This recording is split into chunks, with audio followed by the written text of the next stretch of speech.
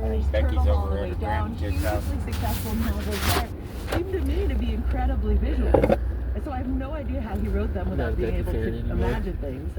But in this conversation, Sindhu and John explore what it means to write, imagine, and live without having vivid mental imagery.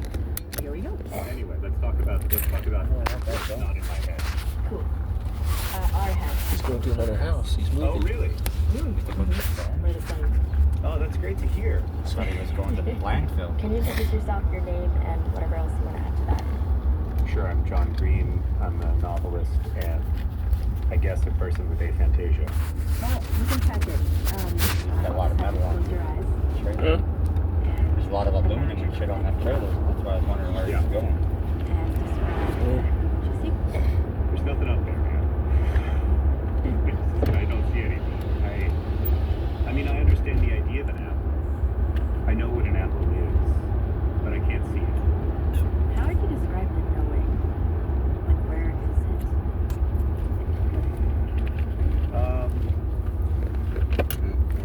I don't know. They're looking for the I can scrapyard. imagine holding an apple, but I can't see it. Does that make sense? I mean, it makes sense to me. It doesn't make sense to a lot of people. Yeah, when I first... I just found out about this. Can I open my eyes? Yeah. I just found out about this. Wait, let's talk about that story. Where did you find out? I was on Facebook, which is embarrassing, but I was on Facebook and I saw this chart of how people imagine things in their mind. And then I asked my wife, I said, so when you close your eyes and you think about a panda bear, you see the panda bear? And she was like, of course. And I was like, well, is it sitting or standing? And she was like, sitting. It's just being a panda. It's on all fours, like all pandas are. And I was like, you can actually see it with your in your mind? And people that can't picture my wife was like, well, this explains a lot. that was the first thing she said. I can't see it, but I can feel it. Yeah. She was like, this explains a lot about your work to me. It explains a lot about because when I'm emptying the dishwasher, even though, we've lived in our house for a decade, I don't know if this is related, but I don't know what's behind a cabinet until I open the cabinet. Right. And it's, there's things like that I don't know if they're related, but they feel related to me. Yeah.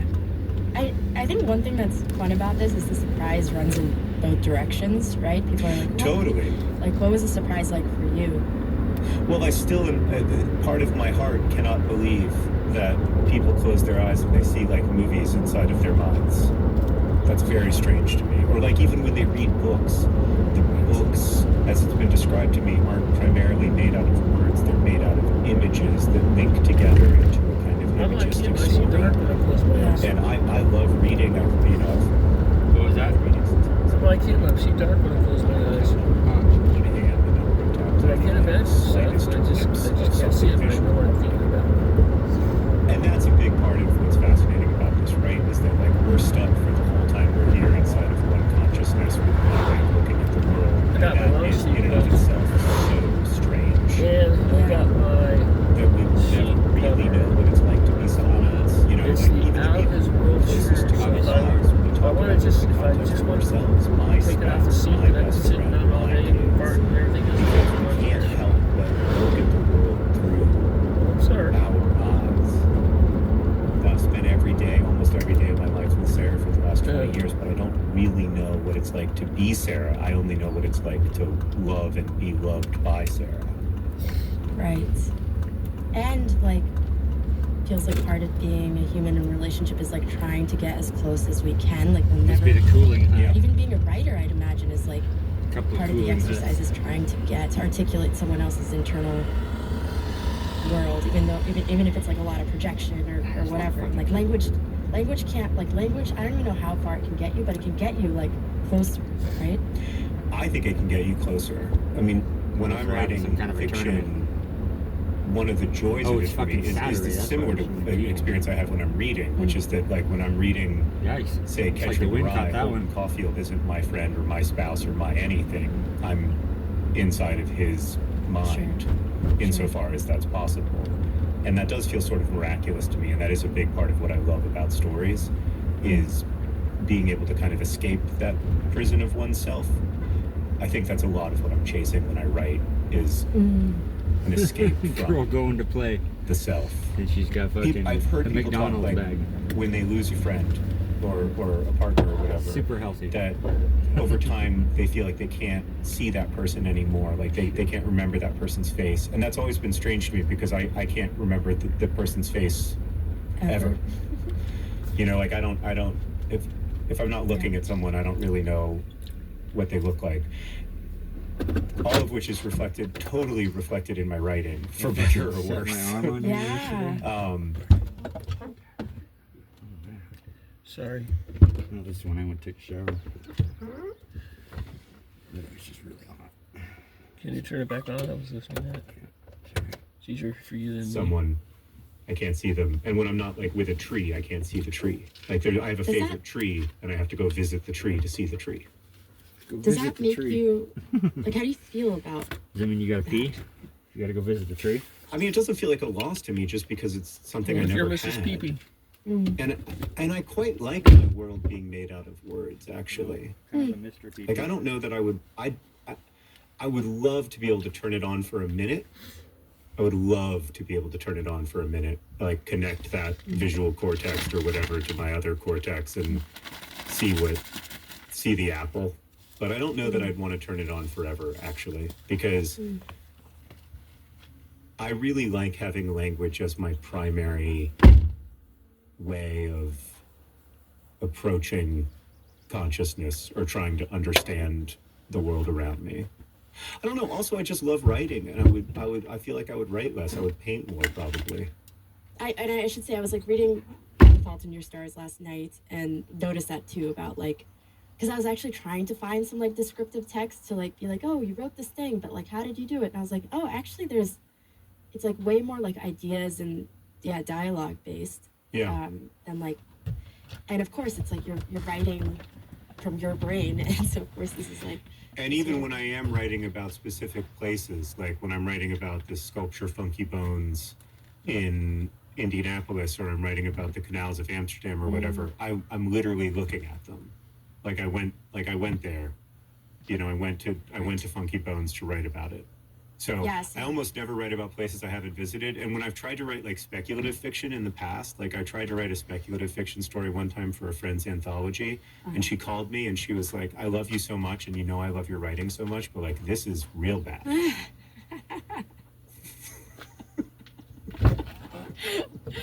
Writing ultimately, in the end, at the deepest level, even when you're writing nonfiction, is about empathy.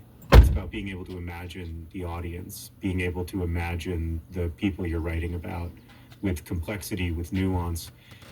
If you do that well, everything else is a little secondary, and you use the strengths that you have, and you kind of try to make up for the strengths that you don't have, and you make it work. Sure. Okay, I'm going to share some research with you. I think this research isn't even published yet, but it's about empathy. Okay. Wait, are we not able to empathize? Am I a sociopath in addition to having aphantasia? No, it doesn't come out so strongly, but there are differences. Oh, no! I'm sorry, John. Sorry to break it to you. Well, that's way worse than finding out that I have a disease where I can't imagine something in my mind. Is like, you're like, hey, this research hasn't been published yet, but you actually can't feel for people. Okay, that I should, because I kind of reacted like you when the scientist was telling me about this. I was like, oh no, what does this mean? He's like, relax, like it's all on a spectrum, and like aphantasic people are just overall as a population tend to be like have less of an empathy response in like, you know, whatever ways they measure empathy. There were like 5 or there's a bunch of different ways they measured it, but like that doesn't say anything about any individual. Like we're picking averages between groups. Wow. Yeah. Wow. Yes. But I don't Okay, like, all right, okay. Let me I'm trying to align this with my experience of having been alive. Please go. Here's where it lines up. Okay. So I used to be a chaplain at a children's hospital. It's sort of the axis mundi around which my life spins. My wife jokes that if she made as big a deal out of her 6 months working at Subway as I do about my 6 months working at the hospital, then life would be about sandwiches. Anyway, it was a very important 6 months in my life. And Yeah. I have carried forward a lot of it. But in talking to people who I knew at that time over the years, they are highly traumatized by certain things that we saw that I am not traumatized by because I don't remember them. Yeah. I don't remember them visually. I remember everything that was said. I remember, I remember a lot. But I don't like have this like really horrific visual thing that I have to deal with all the time. And I know at least one person who does. Could it be that? I don't know. Well, yeah, like if we're asked to empathize, like imagine somebody else is suffering, like on average, we're gonna respond viscerally less. Basically, we can't actually, like, we're not actually imagining them in. I mean, there are people who like can't read the news because like they're all of a sudden like in Gaza, like it's right. And we don't have that, right? Yeah. You don't have that, right? I don't have that. Well, okay. I do want to go back for a second to you being a chaplain, because that was something I did want to ask you about. I guess, like, first, could you just explain your motivation for taking on that role? What led to that? I was very young. I think I was 21. And I think it's safe to say, not prepared for what happened. Mm-hmm. Mm-hmm. Just because you're with, every day you're at work, you're with people on the worst day of their lives. So it was very hard. I don't have any strong visual memories from that time. But I do have a lot of memories, a lot of conversational memories, a lot of things that were said. I don't visually remember, I'll give you an example. There was this one time when a doctor threw up into a trash can after this really awful thing. And do you mind saying what the thing was? Yeah, it was a kid who had been badly burned, in a fire. And I remember this doctor throwing up in the trash can, and I remember her saying to me, I know that kid's last words.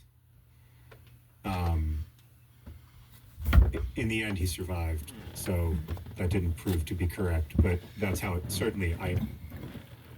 felt to all of us at the time. And I can remember that, and I can feel it, I'm on the edge of tears right now. But I don't see it. And it's definitely a blessing not to see it. Yeah. And taking that experience you had, in what ways did it stay with you and not stay with you in the following weeks and years and, to now? It has stayed with me in a really profound way, in the sense that I still pray for that young man every night, and I still think about him all the time and think about his family. But it has not stayed with me visually at all. I don't remember anything. I sort of remember the ER, the trauma suite, which is where he would have been, but I don't remember him being there. I sort of remember the family room, the windowless room where they take the parents. But not really. A little bit. Some things his parents said. His doctor crying. The other doctor throwing up. Those are the things I remember. But I remember them as words, if that makes sense, not as images. Like I remember this happened and then this happened and then this happened. Yeah. Do you feel like you... this question is so hard to answer because, again, you don't know any other way, but, like, it just seems like a job like that would be impossible if you could actually re-experience those. I don't know how people do it. I bombed out of it after 6 months, and, you know, the people who work in children's hospitals are, like, my actual heroes, you know? Like, we all say that stuff, but because I've seen up close what kind of resilience and fortitude it takes, I definitely, I admire those people a lot. And I don't know what their brains are like, because I only know that I couldn't do it, you know? And I don't even really know why I couldn't do it. It was just too hard. I couldn't leave it at the door. Like, people always talked about that. Like, people would always say, like, well, you just got to leave it at the door. You know? You go through this really intense, difficult thing with people, but it didn't happen to you. It happened to them. And you have to leave it at the door and go be part of your family and your friends. And, but I don't know. I mean, I know hospice nurses and hospice chaplains, and they're just built different for me, man. Yeah. It's interesting because there is so much that, like, you and I do get to leave at the door, you know? Yeah, I get to leave, yeah, that's true. I get to leave a lot at the door, which is a nice way of thinking about it. But not everything, clearly. No, I don't get to leave everything at the door. Do you get to leave everything at the door? No. Okay, good. I was like, oh, geez, that sounds nice. But, like, talking to other people whose brains work differently, I'm like, there's so much more I leave at the door than other people. Right. But it doesn't seem like you feel that way, so I don't know. Yeah, I don't know. This is so interesting and hard because we're going to places where language starts to break down a little bit, which is what I love about this. That's where I'm most interested. I'm most as a language person, as a writer, I'm most interested in the places where, like, language starts to not work. Yeah.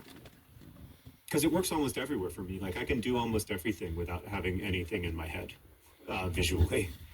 But there are places where it breaks down for me.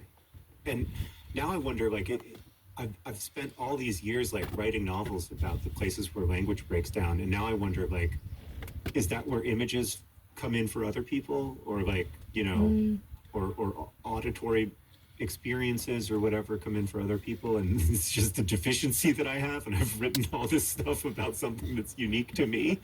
I don't know. It's really interesting to think about, though. Yeah. Well, anyway, the great news is that, like, even all the visual people out there can resonate with whatever your brain is putting out there. So, oh, that's nice of you to say, but not all of them. Trust me, you should read some of those Goodreads reviews. Yeah. Yeah, no. Where are the images? Where's the visuals? Yeah, where are the visuals? I mean, do you really not feel sad that, like, you don't get to be inside of a book when you're reading it? I am inside of the book. I'm just not, like, visually in it. Like, when you read, do you not enjoy reading? I'm not going to tell you I don't enjoy reading. I mean, I think I've struggled with certain books. I mean, I do like reading. Oh, I don't. Listen, I don't like I don't read that much fantasy because it just doesn't, like, it usually doesn't do as much for me as it does for people who have a strong visual imagination. Yeah. I'm much more likely to read. Yeah, absolutely. And that's a loss. I do feel a sense of loss. I honestly didn't. I guess that's my question. Is there any place where you feel a sense of loss? I do feel a sense of loss in some places, but I also didn't know about this for almost my entire adulthood. And so I had, like, 40 years to get used to the way my brain works and to assume that it was natural and normal before I found out I had dyscalculia and I found out I had aphantasia. That explains a lot. It's helpful to know. So I guess where I would challenge you is maybe it's not like maybe it's not like there are downsides and there are upsides. it's more like this is me, and I am complete as me. Like I am. I can't be distanced from the world for being the person the world made. I just think you are as you are, and I'm glad that you're here, and I'm glad that I'm here, and I think there's like a variety of ways of looking at the world and being in the world, having real meaningful diversity in that is good news for humanity. So I do feel a sense of personal loss. Like, it would be really fun to be able to see a movie in my head when I read a book. Like, that sounds really fun. But I don't feel like I'm lesser or anything because of it. I just feel like there's a lot of different, like, almost like we need a lot of different perspectives. We need people who are hyper-focused on the language, just as we need people who are hyper-focused on the image. So you're like, you're part of this gigantic ball of humanity, and you can contribute in a way that other people can't, partly because of what you don't see. Is that possible? You're not buying it. Totally. No, I think that's profound, and yeah, I fully buy that, because it's like, I've been thinking a lot about attention, and because my attention is not in the places it would be if I had visual imagination, it gets to be somewhere else. Yeah. That is a unique place. And that's a helpful place for, like, the social world. Like, it might be, like, unhelpful to you in some ways and helpful to you in other ways, and I absolutely understand, like, a sense of, like, personal loss, but, like, what it doesn't do is take away your ability to contribute, or your ability to be part, like, a full part of the human experience. That's where I don't feel a loss. Like, I don't feel like less part of a human experience because I don't have this, movie running in my head all the time. No, I think you're right. I mean, like, people, like, aphantasics don't measure differently on any, like, IQ or creativity, like, anything that just, like, is about functioning in the world. Like, our brain has found other ways to do it. Yeah. Which is cool. And I like the other ways. Yeah. I would be sad if I lost the other ways. I guess that's what I'm saying, is I would be sad if I lost those other ways of being in the world. Yeah. I agree with you. I mean, that's where I'm landing. I also, like, I have a meditation practice. Like, I lived in a monastery. Like, it's important to me to quiet the mind. And I've recently been realizing just, like, how much of a, almost, like, head start I get. 'Cause, like, You do. You totally get a head start. Because you can, like, you can be distracted by thoughts and words, but you can't be distracted by images. Right, which seem way more seductive. So, I don't know, man. Words are pretty seductive. You're underrating I'm talking words. to the wrong person about that. Yeah.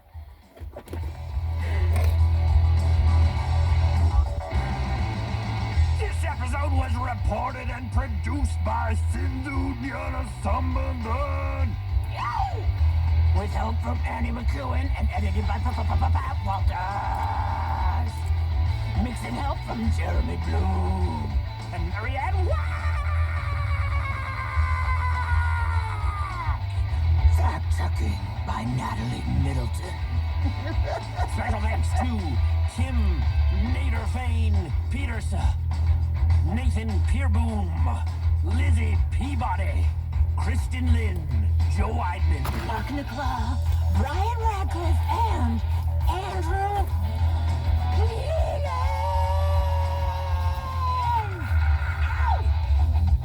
Catch you next time. And sorry to every heavy metal enthusiast. Big sorries. Catch you soon.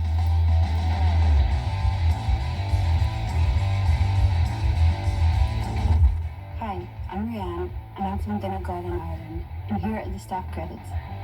Radiolab was created by Jad Abumrad and is edited by Sori Miller. Murdo Miller and Latif Nasser are our co-hosts. Dren Keefe is our director of sound design.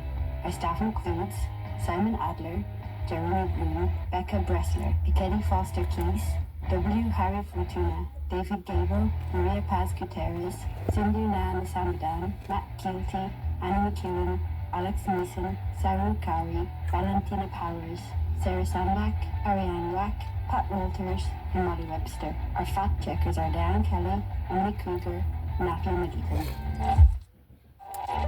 Hi, this is Jeremiah Barba, and I'm calling from San Francisco, California. Leadership support for Radiolab science programming is provided by the Gordon and Betty Moore Foundation, Science Sandbox, Simons Foundation Initiative, and the John Templeton Foundation. Foundational support for Radiolab was provided by the Alfred P. Sloan Foundation. This is CPR News, 89.5 FM KPRN Grand Junction, 88.3 FM KPRH Montrose, and 88.3 FM KPYR Craig. On translators in Gunnison, K210BS, Uray, K218BE, Parachute, K203FJ, Rangeley, K216BO, and Meeker, K216BP, and online at cpr.org. Support comes from organizations including the Denver Art Museum, now exhibiting Biophilia, Nature Reimagined, which explores the transformative power of nature. Tickets at denverartmuseum.org.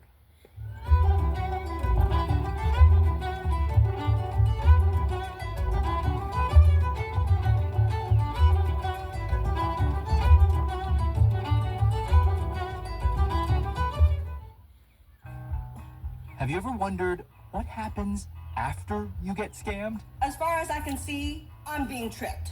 After someone gets access to your online accounts and siphons off money. In this case, a lot of money. I've lost $800,000 from my retirement. And you guys just go, withdraw and make these transactions like it's monopoly money. I'm Jeff Guo, and today on Planet Money, we follow one woman's quest to get her money back. And we get a glimpse into how systems that are designed to help the victims of financial cybercrimes actually work. And I'm Guy Raz. Randy Goldberg, co-founder of Bombas, joins me on How I Built This Advice Line to answer questions from two early-stage entrepreneurs about the best way to grow their business. I think you have to press your advantages and stay curious, but stay focused and stay curious. That's the balance. It's an hour of economics and innovation on How I Built This. And Planet Money from NPR. Live from NPR News in Washington, I'm Laura Long. Palestinian health officials say strikes in South Gaza have killed at least 90 people and wounded dozens of others. The Israeli military says the attack was targeting a top Hamas leader who's believed to be a chief architect of the October 7th attack on Israel. NPR's Hadil Al-Shalchi reports Hamas issued a statement today denying the claim. An Israeli military official told NPR that strikes on Saturday in Al-Muwasi and the center of Khan Yunis were targeting Mohammed Deif, Hamas's top military commander. Al-Muwasi is designated a humanitarian safe zone by the Israeli military, and it's where thousands of displaced Palestinians are sheltering. The military official, who was not authorized to speak publicly, said Deif was targeted while he was above ground, leaving a Hamas tunnel network, and he was accompanied by the top Hamas commander in Khan Yunis. The official did not confirm if the attack killed Deif, who has evaded several Israeli assassination attempts. Hadil Al-Shalchi, NPR News, Tel Aviv. President Biden held a campaign rally in Detroit, Michigan last night. He told the crowd he is staying in the race and will win. Some members of his own party have been urging him to step aside after his debate performance last month. Biden took questions from reporters Thursday night. He explained why he didn't bow out to let a successor, such as Vice President Kamala Harris, run for the Democratic nomination. NPR's Ron Elving has more. What he said was he's better positioned to beat Trump than anyone else in the party, and that would include Harris. No specific disrespect there, but he didn't make an exception for her either. Now let's remember that incumbents usually do have a certain advantage. The previous three incumbents before Trump all ran for re-election and won. NPR's Ron Elving. The Republicans hold their national convention in Milwaukee, Wisconsin. It begins Monday. The presumptive nominee, Donald Trump, is campaigning in Pennsylvania today. He has not yet announced his running mate. Stocks on Wall Street gained ground this week as the Labor Department reported a slowdown in inflation last month. NPR's Scott Horsley has more. Thursday's inflation report was even better than forecasters had expected. It showed that consumer prices rose just 3% over the last 12 months and actually fell slightly between May and June. So-called core inflation, which strips out volatile food and energy prices, was the lowest it's been in more than 3 years. Housing inflation, which had been stubbornly high, also cooled last month. Investors now think it's extremely likely that the Federal Reserve will cut interest rates at its September meeting. For the week, the Dow Jones Industrial Average gained 1.6% to close just above 40,000. The S&P 500 index rose 0.9% during the week, while the NASDAQ rose 0.25%. Scott Horsley, NPR News, Washington. This is NPR News in Washington. A court in Pakistan today overturned the conviction of former Prime Minister Imran Khan and his wife. They had been charged with violating Islamic law by marrying too soon after the wife had divorced her previous husband. Khan has been in jail for nearly a year. He still faces other trials, including one on anti-terrorism charges. It's been a little more than a week since a center-left government took power from the Conservatives in the United Kingdom. As NPR's Julia Simon reports, the new government is already opening the door for more climate-friendly solutions. One of the policies of the old Tory government, a de facto ban on onshore wind farms. What did you forget? My cigarette. Party announced an end to this ban, calling it absurd. The change, which now allows for new wind projects, comes into effect immediately and will be confirmed in UK. Phone's recording. The wind farms, some of it driven